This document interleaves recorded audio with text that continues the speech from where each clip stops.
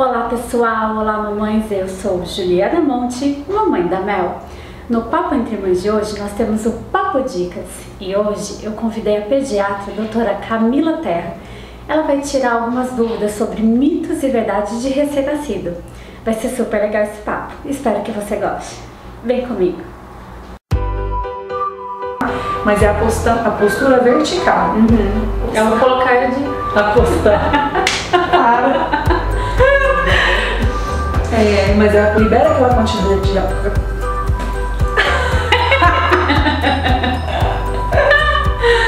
Para tudo.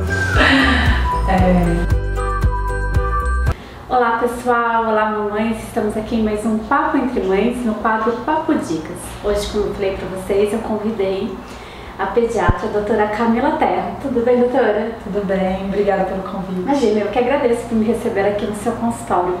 Gente, como eu falei para vocês, o assunto vai ser o seguinte, sobre recém-nascido, mitos e verdade. Vamos lá. Doutora, assim, em relação a isso, você chega muito no seu consultório mamães que trazem coisas assim de antigamente, ou assim, muitas dúvidas que a gente hoje em dia fala assim, nossa, ainda tem isso, né? As mamães ainda têm essas dúvidas? Tem sim. Ainda temos muitas coisas enraizadas, assim, trazidas por familiares, mães, sogras, vovós, tem muita experiência, a gente conta muito com isso, mas algumas coisas já ficaram para trás, a gente sabe que não tem uma comprovação científica, né, e que a gente tenta orientar o máximo possível no consultório para que isso não perpetue, né, algumas coisas mal não faz, mas tem outras que realmente são desnecessárias mesmo. Aí eu começo falando assim, em relação ao banho, o que você fala assim que hoje é o banho ideal para fazer? O banho para um recém-nascido ideal é uma temperatura adequada, né? Eu recebo muitas dúvidas quanto ao tipo de água, se a água precisa ser filtrada, se a água precisa ser mineral. Não precisa. Que agora eu tô... A água pode ser chuveiral, pode ser do chuveiro, né? Até porque na maternidade, que é o primeiro banho do bebê, esse bebê recebe banho de torneira. Tá? Não precisa. A gente tem que ter o cuidado mais com a temperatura. Então, uma temperatura em que o nosso cotovelo e o nosso antebraço ache agradável, em teoria aquela água tá boa. Mas é aquela temperatura que não te causa muito impacto. Você coloca o antebraço ao cotovelo e fica agradável. Se você achou que está um pouco fria, provavelmente está. Agora, aquela que te dá um impacto de um pouco mais quente deve estar em excesso mesmo. Criar a pele mais sensível também, né? Isso. Eu acho que o termômetro de banheira, muita gente acha desnecessário, mas eu acho que é um item de enxoval bacana para poder adquirir. Pelo menos nos primeiros dias ali, para o momento da primeira viagem, né? Exatamente. Outra coisa que muitas mamães, a gente costuma falar que é mais as de primeira viagem, né? Mas é o coto umbilical, os cuidados para ter. É simples. O cordão umbilical, ele não dói. Ele é igual uma unha, igual um cabelinho, em que se a gente cortar e no dia que cair, não vai machucar o bebê não sente dor. A questão é que dá muita agonia para quem cuida. Existem vários mitos por trás disso e é até bom a gente conversar sobre isso, mas o cuidado é simples.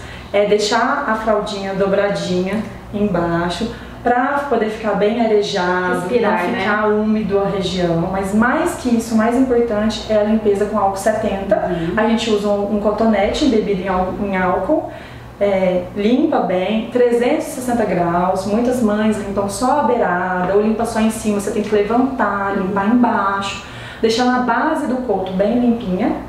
Isso favorece com que ele mumifique, ele desidrate e caia mais fácil, além de higienizar e deixar bem sequinho. Mas isso, a orientação é de fazer em todas as trocas de fraldas. Isso, né? É isso que eu falei, eu até comentei assim que você vê que cai rápido mesmo, né? Eu tô utilizando já isso, o álcool ali, a gente dá um certo medo, é geladinho também, a gente fica, né? Eu acho que às vezes se a criança faz alguma coisa até pelo fato de estar geladinho, a temperatura, né? Do álcool. É que na maioria das vezes a criança está dormindo ou a criança acabou de ser despertada para poder fazer o cuidado da troca de fralda e aí encosta ali o álcool geladinho na pele e isso faz com que a criança desperte e chore mesmo, mas isso não é sinônimo de dor, né? Dor, então não sente mesmo? Não tem dor. Garanto. Outra coisa que assim que vamos ver em relação a soluço, recém-nascido tem muito soluço. É porque ele tá descobrindo ali o mundo, o corpinho, ou é por causa do frio? O soluço ele é super comum, o bebê quanto mais novo, mais soluço tem, né? Nem só recém-nascido, bebezinho de 1 mês, eles soluçam bastante. Mas o soluço está muito relacionado a mamar muito. Quando a gente mama, quando o bebê mama bastante, ele distende um pouco o estômago e ele encosta num nervinho, que chama um nervo frênico, que estimula a respiração. Então quando a gente estimula esse nervo frênico, ele manda esse solucinho. Então é um soluço, pode ver que geralmente as mães falam é um soluço molhado, porque a gente escuta às vezes barulhinho mesmo, mas é porque o estômago está muito cheio. Então, comprovado cientificamente, o soluço está relacionado à distensão gástrica, distensão do estômago. Na prática, no consultório e como mãe, eu também percebi muito que quando gofou, ficou um pouco mais molhado, temperaturas um pouco mais frias, realmente estimulava um pouco o soluço.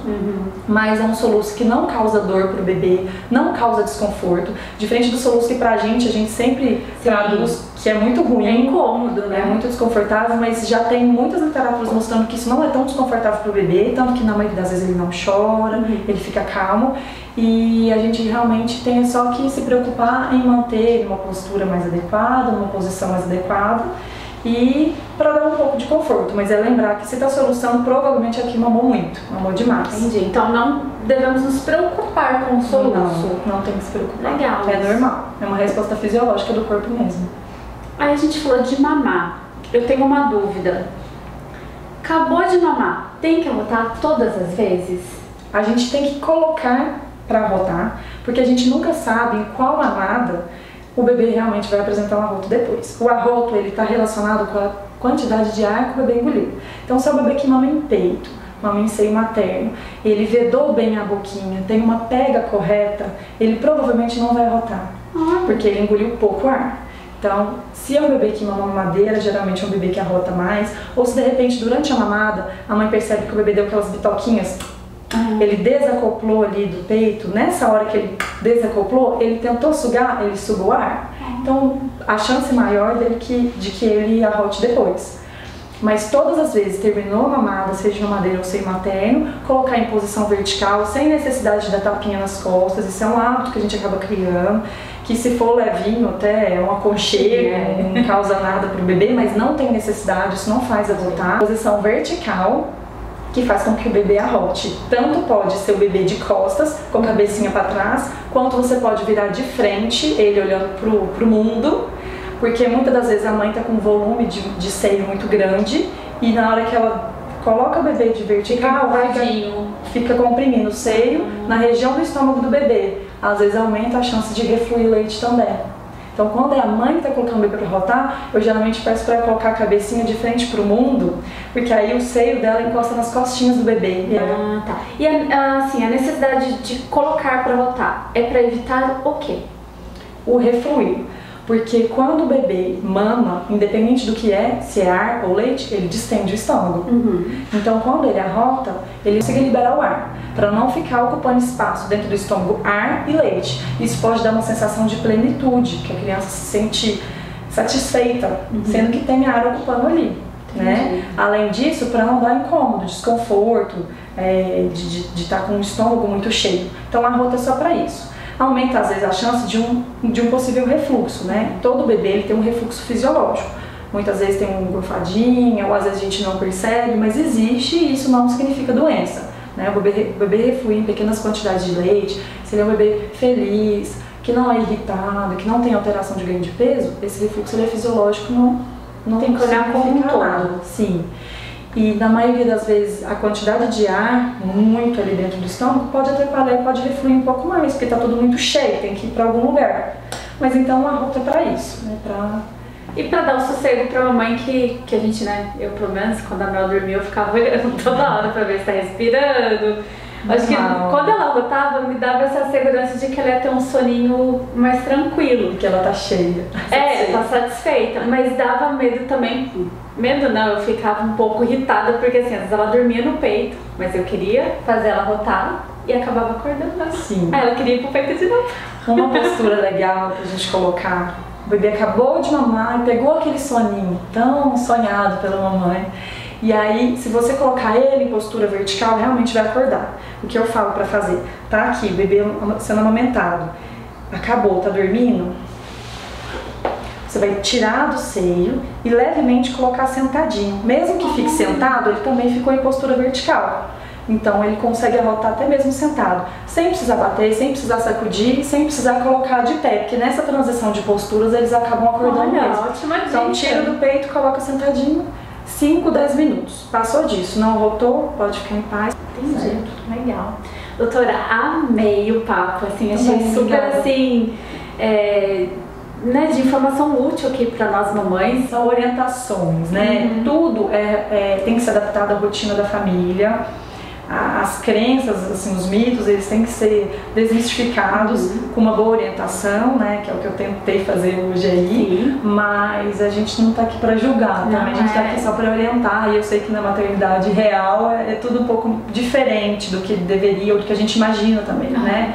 Mas a gente, aprendendo o que é certo, a gente tenta chegar mais próximo disso, né? Sim. Essa é a nossa ideia aqui do assunto de hoje. Eu amei. Gente, logo aqui abaixo do vídeo vai ter a descrição, né, do contato da doutora Camila, Instagram da doutora, que sempre coloca uns posts de dicas, né? Isso, eu tento sempre fazer esse link, sempre esclarecer dúvidas, sempre poder conversar sobre assuntos do momento, para poder levar o conhecimento para todo mundo. Legal. Né?